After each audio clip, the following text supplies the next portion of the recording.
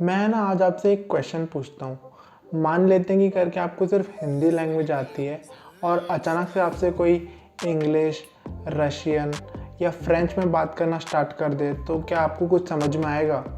नहीं ना। भले ही वो इंसान आपसे कितनी भी प्यार से या कितने भी अप्रिशिएटिव वर्ड्स यूज़ करे, आपको बिल्कुल भी समझ नहीं आएगा कि करके वो इंसान बोल क्या रहा है। Hello friends, welcome to my YouTube channel. आज मैं रिव्यू करने वाला हूँ book the 5 love languages by Gary Chapman.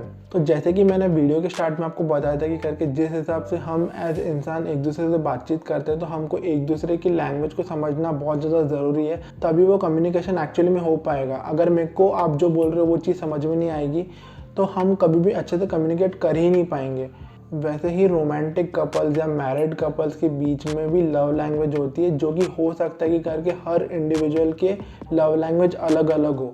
अब आपका क्वेश्चन ये रहेगा कि करके ये लव लैंग्वेज एक्चुअली में किस चिड़िया का नाम है। लव लैंग्वेज का मतलब ये होता है कि करके हम कुछ ऐसी चीज़ें करें या कुछ ऐसे काम करें जिससे हमारा पार्टनर या हमको लव्ड महसूस हो। उस चीज़ को करने से हमको या हमारे पार्टनर को ऐसा महसूस होता है कि करके हमसे या उनसे कोई प्यार करता हो। इस बुक के ऑथर गैरी चैपमैन, जो कि बहुत टाइम से एक रिलेशनशिप कोच रह चुके हैं, उनका ये मानना है कि ह्यूमंस में मेजोरिटी 5 लव लैंग्वेज होती है। पहली लव लैंग्वेज है वर्ड्स ऑफ अफर्मेशन, मतलब तारीफ करना जिससे आपके पार्टनर को ऐसा महसूस हो कि करके आपको उनकी कदर है, आपको उनसे प्यार है। सेकंड लव लैंग्वेज है क्वालिटी टाइम मतलब एक दूसरे के साथ में वक्त गुजारना, और ऐसा वक्त गुजारना कि आपका जो पूरा अटेंशन वो आपके पार्टनर के ऊपर में हो एंड उनको महसूस हो कि करके आपको उनकी कदर है, इसलिए आप उनके साथ में वक्त गुजारना चाहते हो। जो तीसरी लव लैंग्वेज है वो है रिसीविंग गिफ्ट। अब कोई इंसान ऐसा होता है जिनको गिफ्ट्स रिसीव करना बहुत ज़्यादा पसंद है, जिनको ये पसंद आता है कि करके उनके पार्टनर्स उनको गिफ्ट देते रहें। बहुत सारे लोग अपने गिफ्ट्स को संभाल के रखते हैं, बहुत ज़्यादा वैल्यू करते हैं, क्योंकि उनको वो लगता है कि करके ये जो गिफ्ट है वो एक रिप्रेजेंटेटिव विजुअल सिंबल है प्यार का। मैंने अपने पार्टनर को अगर कोई गिफ्ट दिया और वो उस चीज़ को संभाल के रख रही है, तो it is a representative of a visual symbol कि मैं उनसे प्यार करता हूँ। जो चौथी लव लैंग्वेज है वो है एक्ट्स ऑफ सर्विस। अभी किसी इंसान को ये पसंद आता है कि करके उनका जो पार्टनर है वो उनको उनके काम में हाथ बटाए, उनके काम में हेल्प करे या काम को स्प्लिट कर ले, ताकि जो काम है वो इक्वली एक दूसरे के बीच में डिवाइडेड हो। एंड इससे आपके पार्टनर को ये लगे कि दूसरे इंसान को भी मेरे एफर्ट्स, मैं जिस हिसाब का काम कर रही हूँ उसकी बहुत ज़्यादा कदर है। जो पांचवी लव लैंग्वेज है वो है फिजिकल टच। अभी किसी इंसान को प्यार तब महसूस होता है जब उनका पार्टनर उनको फिजिकली टच करे, उनको हग करे, उनको किस करे या उनके साथ में फिजिकली इंटीमेट हो, तब उनको ऐसा महसूस होता है कि करके एक्चुअली में उनका पार्टनर उनकी वैल्यू करता है या उनसे प्यार करता हो। तो ऑथर ने इस बुक में इन पांचों लैंग्वेज को बहुत ही डिटेल्ड में एक्सप्लेन किया है एंड विद एग्जांपल्स एक्सप्लेन किया हुआ है। अब ऑथर का ये बोलना है कि करके एज एन इंडिविजुअल हम सबके अंदर में ना एक लव टैंक होता है, जिससे हमको ये महसूस होता है कि करके हमसे कोई प्यार करता है या नहीं करता है। अब हम सबका काम एज अ रोमांटिक पार्टनर ये है कि करके हम अपने पार्टनर्स की लव लैंग्वेज को आइडेंटिफाई करें या समझे या अंडरस्टैंड करें एंड ऐसे काम करें जो उनके लव लैंग्वेज को कंप्लाई करती हो एंड जिससे उनका लव टैंक फिल होता हो। जब भी हम कोई ऐसा काम करेंगे जो कि हमारे पार्टनर की लव लैंग्वेज में फॉल होता हो, उससे उनका लव टैंक ऑटोमेटिकली फिल होना लग जाएगा। एंड जब ऐसा होगा कि करके आपका पार्टनर्स भी आपके लव टैंक को फिल करने के एफर्ट्स डाल रहा है एंड आप भी अपने पार्टनर्स के लव टैंक को फिल करने का एफर्ट्स डाल रहे हो, तो वो रिलेशनशिप ग्रो एंड प्रॉस्पर करने लग जाएगी। गैरी चैपमैन, जो कि इस बुक के ऑथर है, उनका ये बोलना है कि करके उनके क्लाइंट्स ये कंप्लेन करते हैं कि शादी के कुछ टाइम तक तो सब कुछ बहुत अच्छा चलता रहता है, बहुत एक्साइटमेंट रहती है, बट थोड़े टाइम के बाद में ना वो सब एक्साइटमेंट एंड लव वो सब फेड होने लग जाता है। तो जो उनके क्लाइंट्स हैं उनका मेन कंसर्न रहता है कि करके ऐसा क्यों होता है। अब ऑथर ये बोलते हैं कि करके ऐसा बिल्कुल भी नहीं है कि जो उनके क्लाइंट्स के पार्टनर थे वो उनके लिए कुछ भी नहीं करते हैं, बल्कि उनके क्लाइंट्स का ये बोलना है कि करके उनको कुछ और पसंद होता है एंड उनके पार्टनर्स कुछ और ही करते हैं।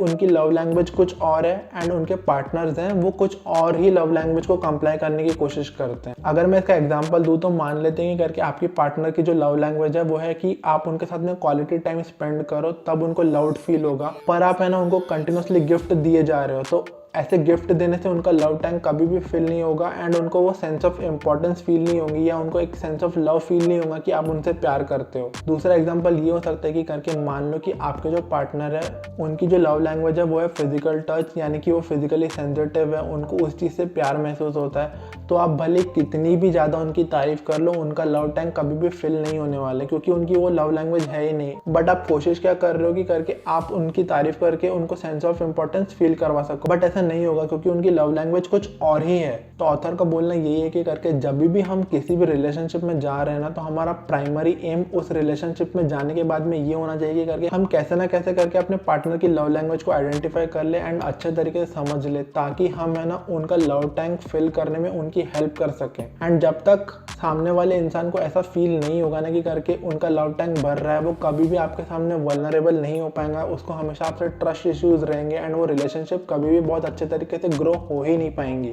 और ऑथर ने इस बुक में लव टैंक को उन 5 लैंग्वेजेस को बहुत ही डिटेल में एक्सप्लेन किया है एंड विद एग्जांपल्स एक्सप्लेन किया है, जिससे आपको है ना हर लव लैंग्वेज को समझने में बहुत ही ज़्यादा आसानी होगी। बुक की जो लैंग्वेज है वो बहुत ही ईजी है, लाइक बहुत ही ईजी टू रीड है एंड जब आप इस बुक को पढ़ोगे तो आपकी है ना आपके पार्टनर के प्रति केयर एंड एम्पैथी के जो वैल्यूज है वो बहुत ज़्यादा बढ़ जाएंगे। अब मैं इस बुक के ऊपर मैं मेरा टेक शेयर कर देता हूँ। लाइक अगर आपको वीडियो में यहाँ तक पहुँचने के बाद में ऐसा लगता है कि करके आपकी जो लव लैंग्वेज है वो 2 या 3 हो, तो इसमें भी कोई दिक्कत वाली बात नहीं। किसी भी इंसान की 2 या 3 लव लैंग्वेजेस हो सकती है। मैंने अपने कुछ दोस्तों के साथ में इस बुक के ऊपर मैं डिस्कशन किया था एंड उससे मैं इस कंक्लूजन पे पहुंचा हूं कि करके हमारी जो लव लैंग्वेजेस है ना वो विद टाइम चेंज हो सकती है एंड वो चीज़ें बहुत ज़्यादा सिचुएशन, सर्कमस्टांसेस एंड कॉन्टेक्स्ट पर डिपेंड करेंगी। लाइक ऐसा हो सकता है कि करके आपको at this point of time words of affirmation की बहुत ज़्यादा नीड हो, या फिर आपको ऐसा लगे कि करके आपको क्वालिटी टाइम स्पेंड करना पसंद हो, बट हो सकता है कि आज से 10 साल बाद आपकी जो लव लैंग्वेज है वो बहुत ज़्यादा चेंज हो जाए। तो ऐसा होना भी पॉसिबल है। लाइक मैंने अपने दोस्तों जो रिलेशनशिप में है, जो मैरिड है, उनसे बात की तो मुझे उनसे ये चीज़ें समझ में आई है।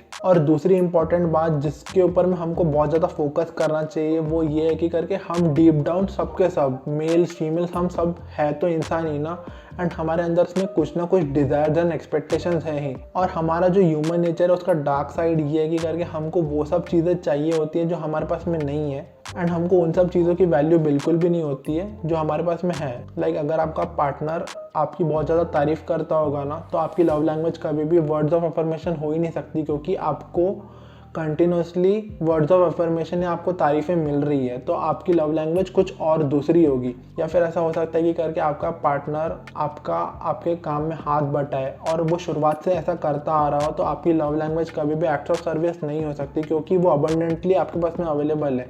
लाइक वो चीज़ आपके पास में ऑलरेडी है, तो वो लव लैंग्वेज आपकी हो ही नहीं सकती। आपकी लव लैंग्वेज कोई ऐसी ही चीज़ होगी जो आपके पास में करंटली अभी है नहीं।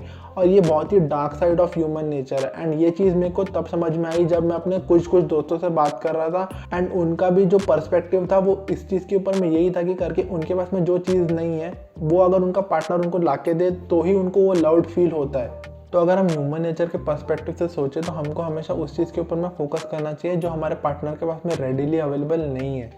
And most of the time ऐसा ही होगा कि करके जो उनको नहीं मिलता है वही उनकी लव लैंग्वेज से एक है। तो इसलिए है ना हमको अपने पार्टनर को जानने में बहुत ज़्यादा टाइम स्पेंड करना चाहिए, वो टाइम देना चाहिए, तभी वो रिलेशनशिप ग्रो करेंगी।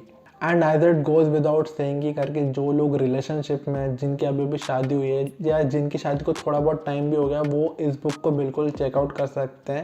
लाइक इस बुक को चेकआउट करने के बाद में आपको आपके रिलेशनशिप को देखने का एक अलग नज़रिया मिलेगा। अगर आप इस बुक को चेकआउट करना चाहते हो तो उसका लिंक मैं नीचे डिस्क्रिप्शन में दे दूंगा, वहाँ जाके आप इसको चेकआउट कर सकते हो एंड चाहो तो बाय भी कर सकते हो। मिलते हैं नेक्स्ट वीडियो में, तब तक keep learning and keep smiling. Bye bye.